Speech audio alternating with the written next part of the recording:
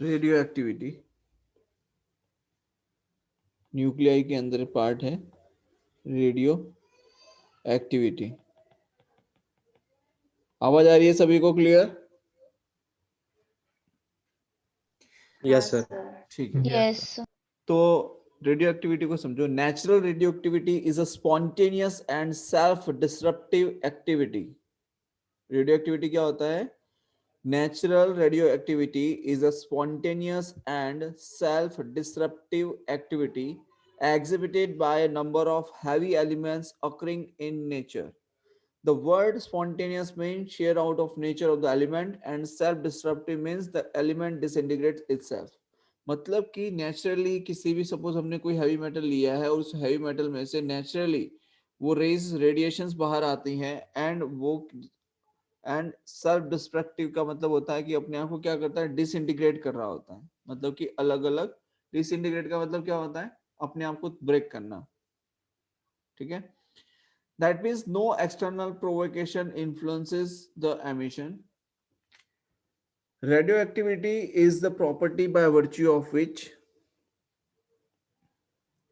radioactivity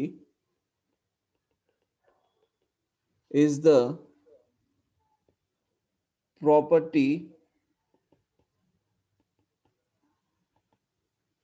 by virtue of which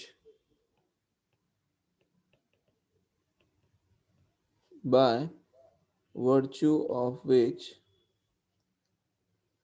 a heavy element disintegrates itself. A heavy element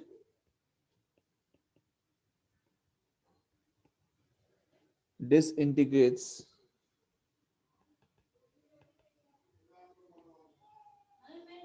itself without being forced by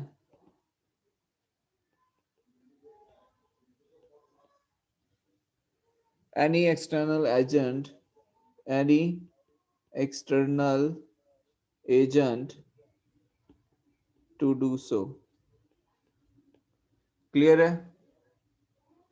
एक heavy element जो yes होता है वो disintegrate होता है खुद से। उसके लिए हम कोई एक्सटर्नल फोर्स अप्लाई नहीं कर रहे हैं। इसे क्या कहते हैं? रेडियो एक्टिविटी कहते हैं। This phenomenon was discovered by a French physicist Henri Becquerel in 1896 and he observed that uranium salts possessed a peculiar property of affecting a photographic plate even when the plate was in a light through package. And he thought there must be due to certain active radiation emitted by uranium salts. और ये तभी हो सकता है जबकि uranium salt जो है वो कुछ रेडिएशंस कर रहा हो। ठीक है। तो यूरेनियम सॉल्ट जो है उसके पास एक प्रॉपर्टी है जिसकी वजह से वो फोटोग्राफिक प्लेट को अफेक्ट कर रहा है जबकि उसको हमने लाइट थ्रू पैकेज के अंदर रखा हुआ है फिर भी। और ये चीज तभी हो सकती है जब यूरेनियम के अंदर क्या हो? रेडिएशन एमिट कर रहा हो। यूरेनियम रेडिएशन एमिट कर रहा हो and these radiation were called Becquerel rays. इन रेडिएशंस को क्या नाम दिया गया? Becquerel rays.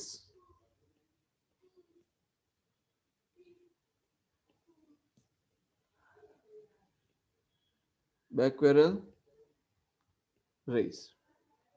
ठीक है। And the phenomenon of emission of active radiation by an element was termed radioactivity. The element exhibiting this property was called radioactive element. फिर से रिपीट कर रहा हूं। The phenomenon of emission of active radiations by an element was termed radioactivity. The element the element exhibiting this property was called radioactive element. बोलो clear है यहां तक? Yes sir. अब रिसेंटली अगर हम बात करें कि रेडियो एक्टिव एलिमेंट कितने हैं तो recently we can say total number of radio active elements known at present is about 40। तो कितने हैं radio active element? Radio active element 40। For instance, natural elements with atomic number greater than 82 are all radioactive. दूसरी चीज, natural elements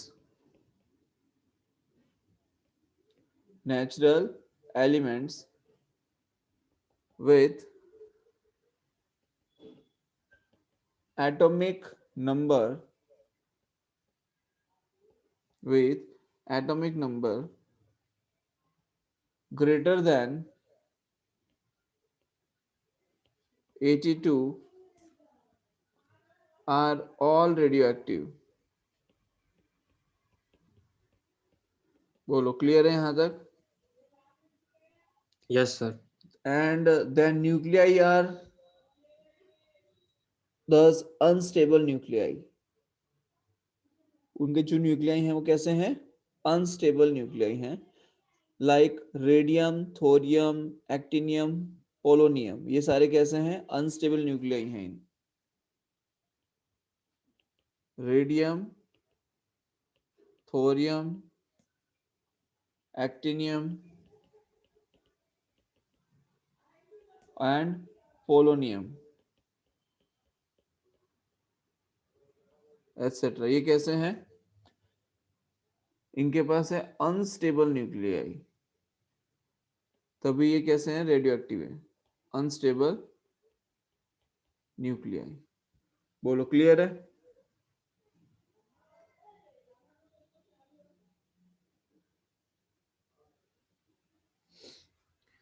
अब आगे देखिए, there are 3 types of radiation. कितने types की रेडिएशन है? 3 types radiations. 3 types of radiations. तो ये 3 टाइप की रेडिएशंस की अगर हम बात करें तो कौन कौन सी है? तो ये है alpha rays, then beta rays and then gamma rays. आपको मैंने बोला था इसके बारे में पढ़ने के लिए, पढ़ा आप लोगों ने? हाँ, alpha rays, beta rays and gamma rays के बारे में आपको पढ़ने के लिए कहा गया था, आपने पढ़ा?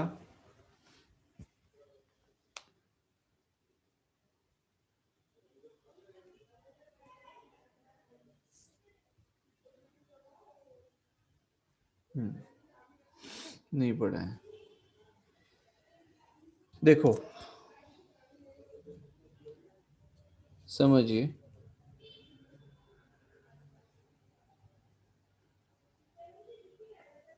यहां पर हमने ले लिया नेगेटिव और यहां पे हमने ले लिया पॉजिटिव. ठीक है, और ये हमने ले लिया यहां पर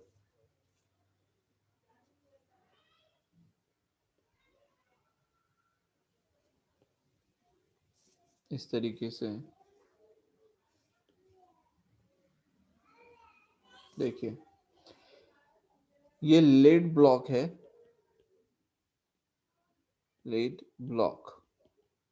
सिमिलरली यहां पर भी हमने एक ब्लॉक रखा हुआ है, something like this. Sir size कितनी होगी इस ब्लॉक की? हाँ, डिपेंड साइज करता है कितनी होगी हम. ब्लॉक की? देखो, थिकनेस तो जैसे अब अपन इसकी बात करें कि, Yes, sir. ठीक है, तो यहाँ अपने अल्फा बीटा गामा रेज के पास कौन सा चार्ज है, इलेक्ट्रिक फील्ड में जब हम उसे पुट करते हैं then how it is going to behave, magnetic field के अंदर जब पुट करते हैं then how it is going to behave. ये सारी चीजों की क्लैरिटी हमें यहाँ से मिल जाती है. ठीक है, सीबीएसई में है क्या ये? गुजरात बोर्ड में से तो हटा दिया गया. सीबीएसई में है अल्फा बीटा गामा रेज. अच्छा, अब इसकी प्रॉपर्टीज की अगर हम बात करें तो alpha rays, beta rays and gamma rays की प्रॉपर्टीज के बारे में आपको याद रखना है कुछ चीजों के बारे में. जैसे कि अल्फा पार्टिकल जो है कैरी करता है, alpha particle carries double the positive charge of the proton, because हम लोग अल्फा को क्या लिखते हैं? 2He4. क्या लिखते हैं? 2He4, ठीक है। दूसरा है mass of an alpha particle is रफली 4 times that of an hydrogen atom, तो 4 times mass is 4 times to hydrogen atom. Then the velocity of alpha particle ranges between, इसकी वेलोसिटी की जो रेंज है वो है velocity range between 1.4 into 10 raised to 7 meter per second to 2.1 into 10 raised to 7 metre पर second, ठीक है। यहां तक क्लियर है। अब कुछ इंपॉर्टेंट पॉइंट्स भी हैं इसमें। अब इसका मास ज्यादा है तो इसकी जो पेनिट्रेटिंग पावर होती है अल्फा पार्टिकल की वो बहुत ही छोटी होती है। So we will say because of large mass the penetrating power of alpha particle is very small, so we will say penetrating power is very small. Penetrating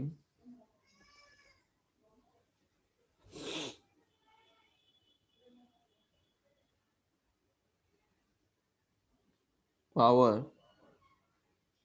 is very small,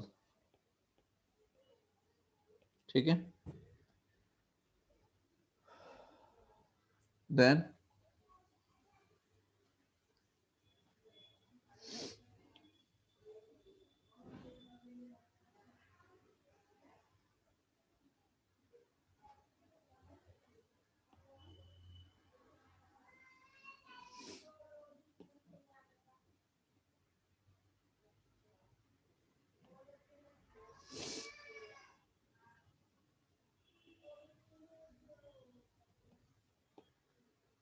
आगे देखो, ठीक है। अल्फा रेस के अंदर ही हम बात कर रहे हैं अभी। फिफ्थ पॉइंट, एक चीज है कि पेनिट्रेटिंग पावर वेरी लो। दूसरा, because of large mass and large velocity alpha particles have large ionizing power, so we will say alpha ionizing power is ionizing, because आपको ये छोटे छोटे पॉइंट्स हैं जो कि याद रखने हैं। ionizing power is large,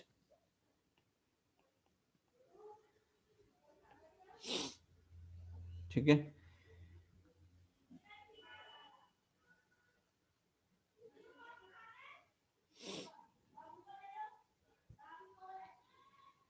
ये मेन पॉइंट्स है जिसे हम याद रख सकते हैं। इसके अलावा तो फिर 5-6 पॉइंट्स और हैं। Alpha particles affect photographic plate slightly, alpha particles are deflected by electric and magnetic fields, alpha particles are scattered while passing through thin metal foils, alpha particle causes burns on human body, and alpha particles on being stopped produces heating effect, ठीक है। ये सारी चीजें sir हम लिख सकते हैं। Yes, तो फोटो को इंटरप्ट करने के लिए सर वो आयन मतलब इसका यूज होता होगा क्या? वो हाँ लेजर वाला आता है ना?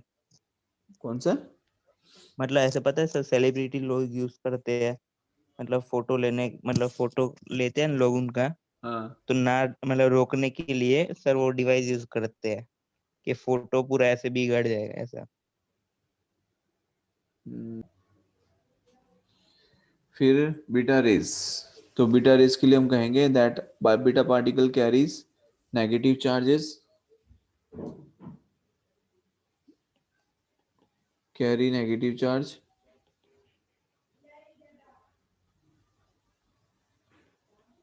ठीक है। दूसरा है mass of the beta particle is 9.1 into 10⁻31 kg, मतलब कि इलेक्ट्रॉन मास ऑफ इलेक्ट्रॉन के बराबर ही है, ठीक है। सेकंड वी कैन से मास कितना है 9.1 इंटू 10⁻31 kg। इवन अगर चार्ज भी पूछा जाए तो चार्ज आप लिख सकते हैं 1.6 इंटू 10⁻19। तीसरा है वेलोसिटी ऑफ द पार्टिकल, तो वेलोसिटी ऑफ द पार्टिकल जो है वो कितना है बीटा पार्टिकल की है 33% to 99% of the velocity of the light. कितना वेलोसिटी इज, वेलोसिटी कितनी है 33% to 99% of the velocity of light. चौथा है because of small mass the penetrating power of beta particle because of the above properties establish that beta particles are fast moving electrons. ठीक है, यहाँ से लिख सकते हैं that fast moving.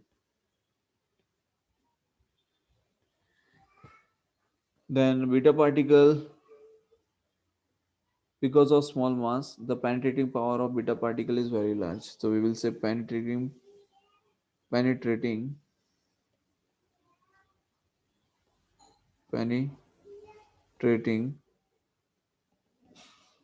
power is very large. ठीक है, then ionizing power की अगर हम बात करें, so beta particle ionizes the gas through which they pass, but their ionizing power is only 1/100th of the alpha particles. मतलब कि less ionizing power है comparative to alpha particles. तो in comparison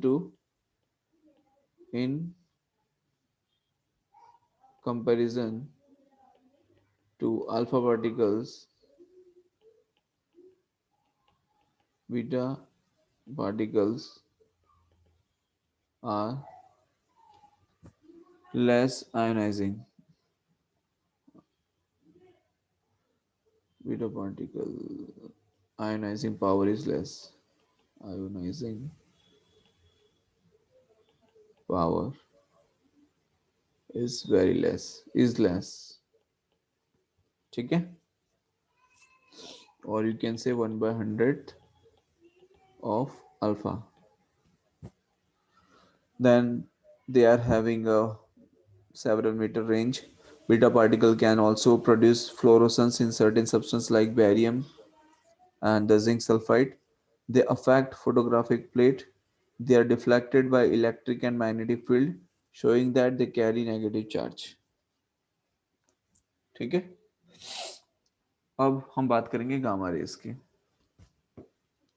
So gamma rays are not deflected by electric and magnetic field. सबसे पहला point तो ये है कि not deflected by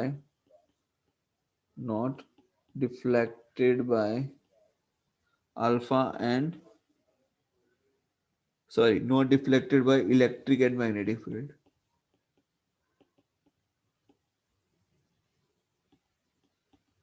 Not deflected by electric and magnetic field. यहाँ तक क्लियर है. दूसरा देखो, rest mass of a ray photon is 0. The rest mass of a gamma ray photon is 0. दूसरा है rest mass of a gamma ray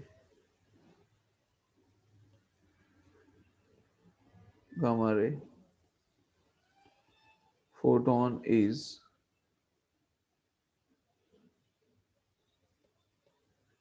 0.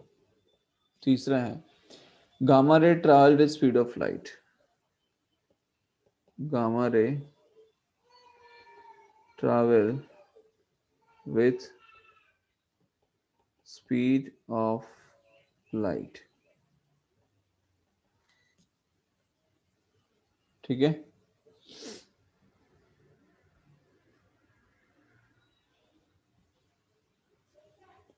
next. Gamma rays are electromagnetic waves like X-rays. The wavelength of gamma ray photon is smaller than that of the X-rays. Gamma rays have very large penetrating power. ये ध्यान रखना. Hello, सोना नहीं है. Gamma rays have large penetrating power.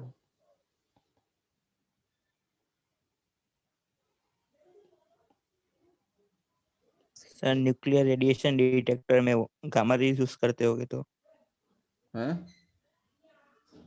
Sir वो क्या बोलते हैं, न्यूक्लियर वो जो रेज होती है ना सर, हाँ, उसको डिटेक्ट करने में क्या यूज करते हैं, मतलब वो जो डिटेक्टर होता है ना सर. Nuclear detector. हाँ सर, उसमें थोड़ी ना इसका यूज करेंगे। ऐसे नहीं सर, उसमें यूज नहीं करेंगे, पर ये मतलब इन सब को डिटेक्ट कर सकता है क्या nuclear detector, gamma rays, alpha rays और सब?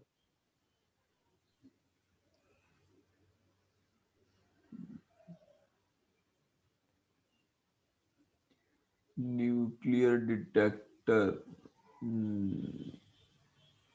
करना तो चाहिए, हाँ सर, इसलिए। क्योंकि है तो रेडिएशन से ही। Yes sir. हम्म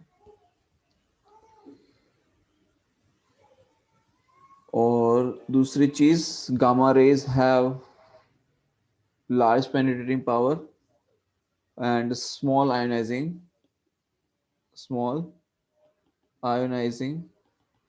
power। ठीक है, अब मेनली इसमें जो डिफरेंसेस पूछे जाते हैं बेटा, वो कौन कौन से होते हैं? एक आयोनाइजेशन को लेके पूछा जाता है, दूसरा स्पीड को लेके पूछा जाता है, और तीसरा पेनिट्रेशन पावर को लेके पूछा जाता है। ये तीन चीजें हमेशा एग्जाम में पूछी जाती हैं। तो इसका आपको हमेशा ध्यान रखना है कि कौन सबसे ज्यादा पेनिट्रेट कर सकता है, तो गामा रेज, राइट। सबसे कम कौन करता है, तो अल्फा। क्यों? बिकॉज ऑफ इट्स हैवी मास। सबसे ज्यादा आयोनाइजेशन कौन करता है, तो अल्फा रेज। और सबसे कम कौन सा करता है, तो गामा रेज। आपको पता है आपके घर में ब्लैक कलर का जो ग्रेनाइट होता है, नहीं कहते मार्बल पत्थर है, हमने अपने किचन में ब्लैक कलर का मार्बल ग्रेनाइट का लगवाया है, ग्रेनाइट ग्रेनाइट करते रहते हैं, सुना है? तो व्हाइट में नहीं होता क्या? ब्लैक में ही इसमें क्या है कि जो ब्लैक कलर का मार्बल। होता है ना, हाँ सर। होता तो वाइट भी है ग्रेनाइट का वो, हाँ सर। लेकिन ब्लैक का जो होता है वो रेडिएशन ज्यादा करता है, अल्फा। अल्फा रेस मतलब आयनाइजिंग अल्फा रेस को स्कैटर करता है वो।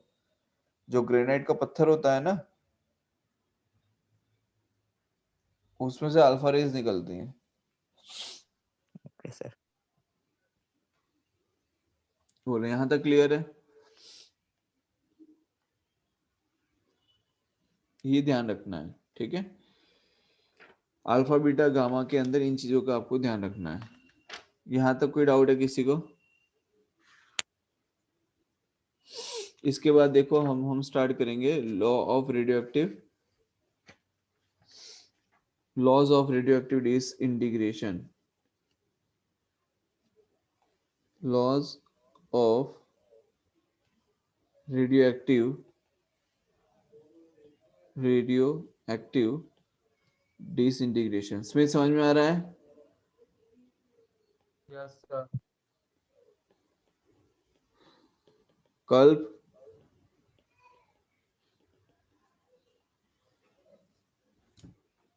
कल्प, Yes, sir. Prachi, Soddy and Rutherford, from their experimental study regarding the radioactive disintegration, formulated the following laws known as law of radioactive disintegration। उसमें पहला है, मैं लिखूंगा नहीं बेटा, आपको ध्यान से सुनना है। Radioactivity is a spontaneous process which does not depend upon external force like temperature, pressure, etc. because it happened naturally, right? During disintegration of an atom, either an alpha particle or beta particle is emitted. Both of these particles are never emitted simultaneously. मतलब दोनों एक साथ emit नहीं होते हैं। Also, at a time, an atom will not emit more than one alpha particle or more than one beta particle. और निकलेगा तो भी एक ही alpha particle निकलेगा या फिर एक ही beta particle निकलेगा। The emission of alpha particle from an atom will change it into a new atom whose charge number is reduced by 2 and mass number is reduced by 4. Repeat कर रहा हूँ।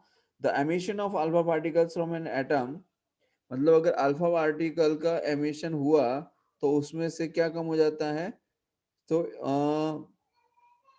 Alpha particle का emission होने पे नया atom बनता है जिसमें से new atom whose charge number is reduced by 2 and mass number is reduced by 4। समझ में आया? क्योंकि 2He4m निकल जाएगा तो 2 चार्ज और 4 मास निकल जाएगा कि नहीं उसमें से? आया समझ में?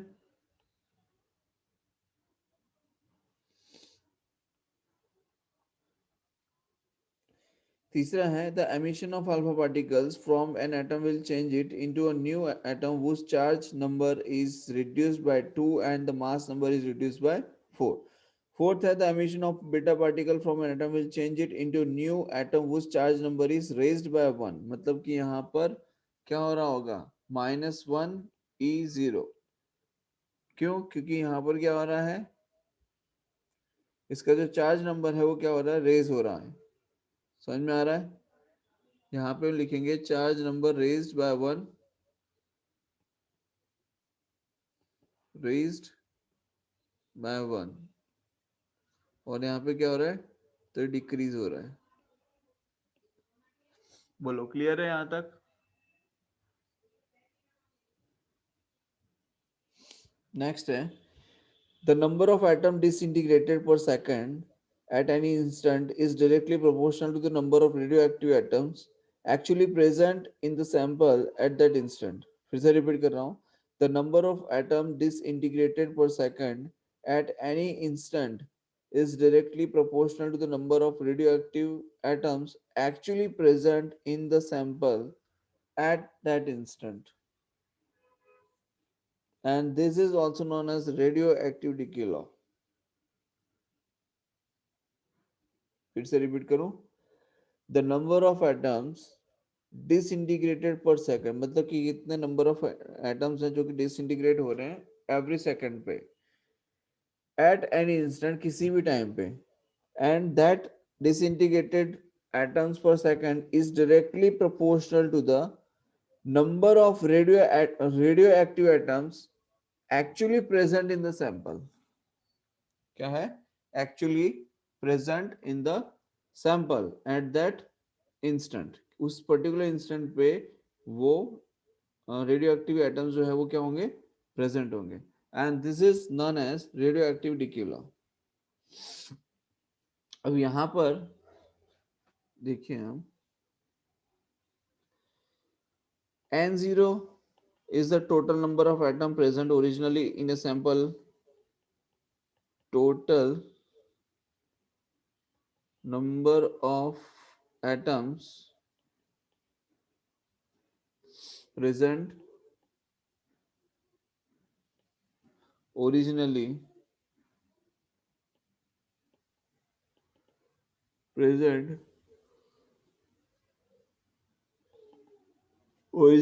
in a sample at time t equals to 0. ठीक है. सो t equals to 0 पे हम क्या कह सकते हैं, the time when the radioactive element is freshly separated from its byproduct. क्या होगा कि t equals to 0 टाइम पर when the radioactive element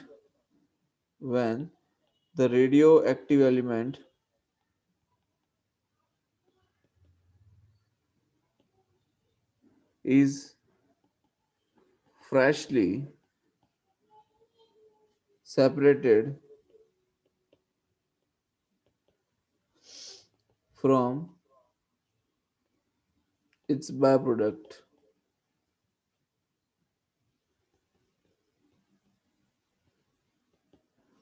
Then n क्या है, तो n है total number of atoms left, total number of atoms left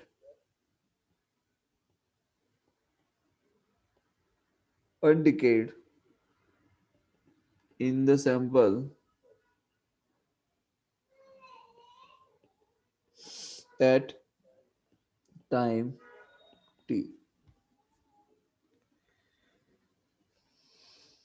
Dn, a small number of atoms, a small number of atoms that disintegrate in a small interval of time, disintegrate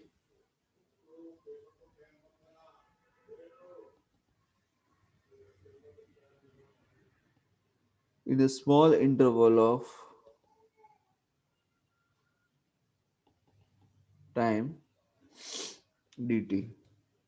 बोलो यहां तक clear है? तो क्या लिखेंगे? Rate of disintegration of the element, क्या लिख सकते हैं? Rate of disintegration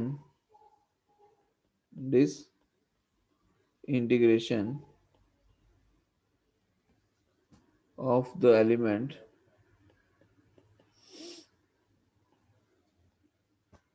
so we will write R is equals to minus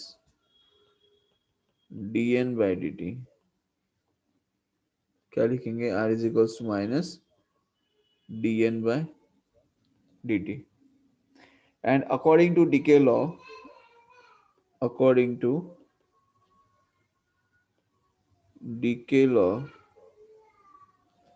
minus dn by n is proportional to n। ठीक है, तो क्या हो जाएगा? R is equals to minus dn by dt और ये proportional sign will be replace by capital, तो n lambda आ जाएगा यहाँ पे। ठीक है, जहां पर कि हम ये कह सकते हैं कि where lambda is a constant of proportionality। lambda क्या है? lambda is a constant of proportionality। तो R इज इक्वल टू हमने लिखा minus D N by D T, जहां पर कि नेगेटिव साइन क्या रिप्रेजेंट करेगा? That number of atoms left undecayed decreases with time according to radioactive decay law minus D N by D T is proportional to N minus D N by D T is proportional to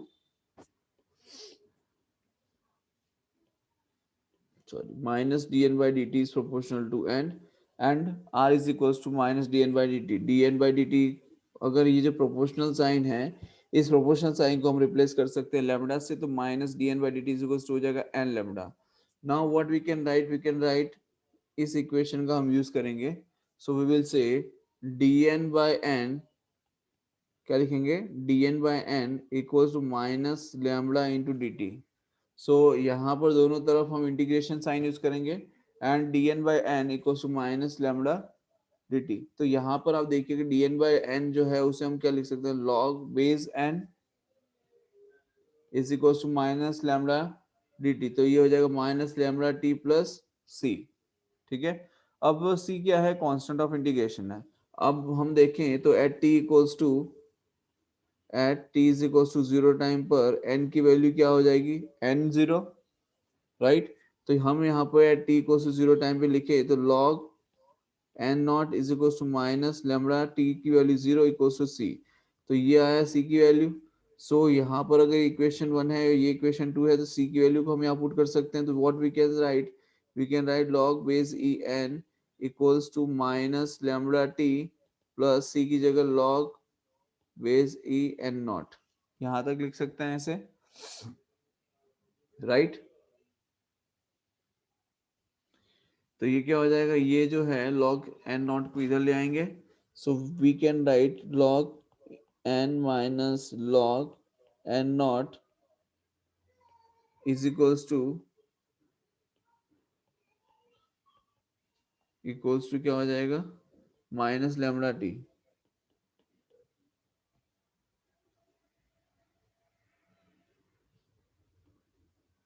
so log n by n not is equals to minus lambda into t. ठीक है, so n by n not is equals to क्या हो जाएगा? e raise to minus lambda into t. So n की value क्या आ जाएगी? n not e raise to minus lambda into T. बोलो यहां तक कोई डाउट है?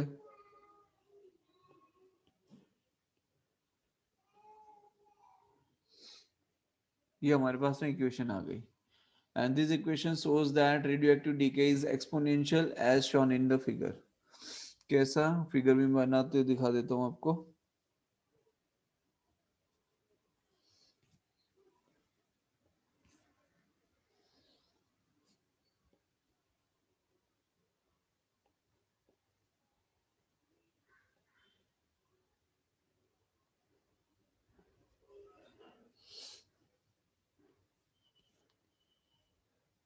ये t,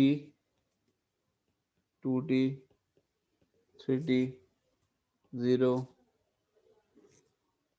8,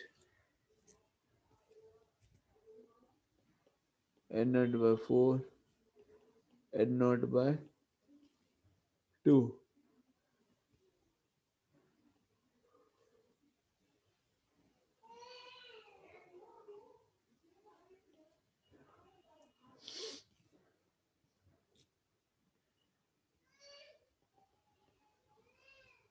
ये 2t के लिए, ये n0 के लिए, तो t टाइम पे n0 by 2, 2t टाइम पे n0 by 4 and 3t time पे n0 by 8 एंड 0 पे हमने यहाँ ले लिया n0। ठीक है, और ये ग्राफ है, यहाँ पर टाइम है और यहाँ पे लिखेंगे नंबर ऑफ एटम्स लेफ्ट। बोलो क्लियर है? और इसका ग्राफ जब आप ड्रॉ करेंगे तो ग्राफ कुछ ऐसा मिलेगा। देखिए यहाँ पे एक पॉइंट है, यहाँ से स्टार्ट होगा, ऐसे ऐसे चलेगा ये। बोलो क्लियर है यहाँ तक?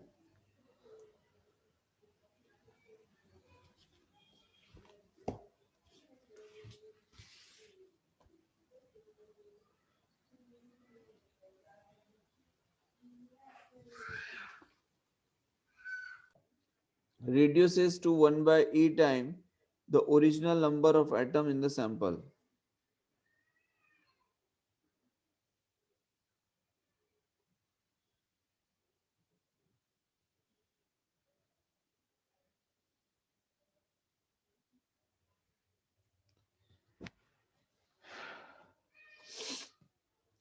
अब सबसे इंपॉर्टेंट चीज मैं आपको बताने जा रहा हूं, जिसके बेसिस पे क्वेश्चन पूछे जाते हैं मेडिकल में भी और जेई में भी, वो है हाफ लाइफ। आप लोग केमिस्ट्री में पढ़ते हो हाफ लाइफ के बारे में क्या? Yes, half sir. Life of a radio active element, क्या पढ़ा है हाफ लाइफ के बारे में?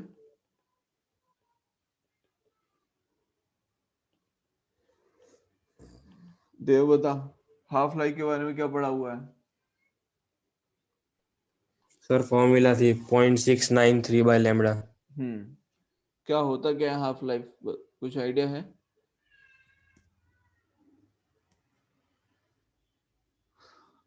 Half life of an element, or you can say half life of a radioactive element, is defined as the time during which half the number of atoms present initially in the sample of the element decay, or it is the time during which number of atoms left undecayed in the sample is half the total number of atoms present initially in the sample, and it is represented by T। ठीक है, इसका मतलब ये है कि अगर पहले ये बकेट फुल भरा हुआ था तो हाफ लाइफ होगा कि जितने टाइम में ये आधा हो जाएगा उस टाइम को हम क्या कह देंगे? हाफ लाइफ कह देंगे। बोलो आई समझ में बात? Yes, sir. ये हाफ लाइफ होता है।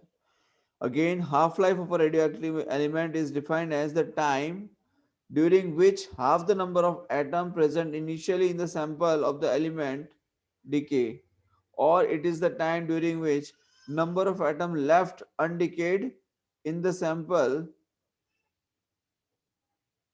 is half the total number of atom present initially in the sample, and it is represented by capital T। In short जितने नंबर ऑफ एटम्स उसमें अवेलेबल होते हैं उससे कितने हो जाने चाहिए? हाफ। ठीक है, और उसे हम रिप्रेजेंट करते हैं किससे? टाइम टी से। तो अगर हम ये कहें कि टाइम टी जो है वो कितना है आपका? कैपिटल टी, और नंबर ऑफ एटम जो है वो कितने हो रहे हैं? हाफ हो रहे हैं। जितना था जितना इनिशियली था उससे कितना हो जाना चाहिए?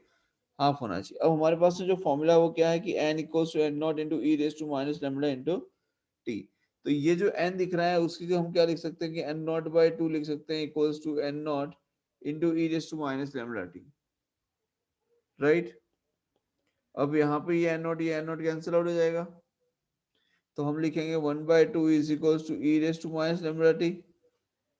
राइट, तो हम लोग क्या लिख सकते हैं? That e raise to lambda t is equals to 2 लिख सकते हैं कि नहीं?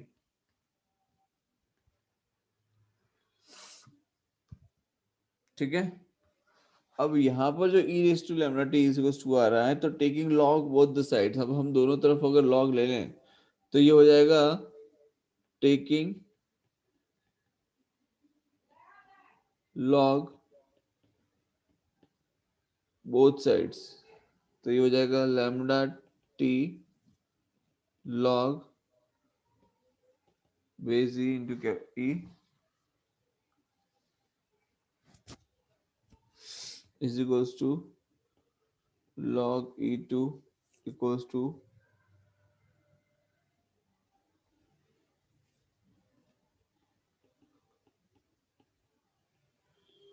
2.303 log 2, ठीक है। सो log e ये हो जाएगा 1 is equals to log 10 log base 10 into 2, तो ये हो जाएगा सॉरी 2.303 log base 10 2, तो ये आ जाएगा 2.303 एंड log 2 हो जाएगा 0.3010, ठीक है। तो ये हो जाएगा 0.693,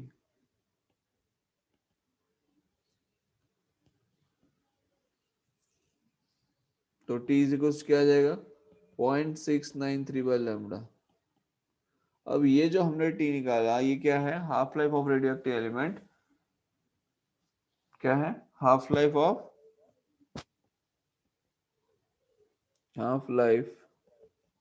ऑफ रेडियोएक्टिव एलिमेंट। बोले यहां तक कोई दिक्कत है किसी को? तो आना ही चाहिए, इसमें कुछ है ही नहीं, सिर्फ वैल्यूज पुट करनी है आपको बेटा, नथिंग एल्स, ठीक है। यहां तक किसी को कोई डाउट है?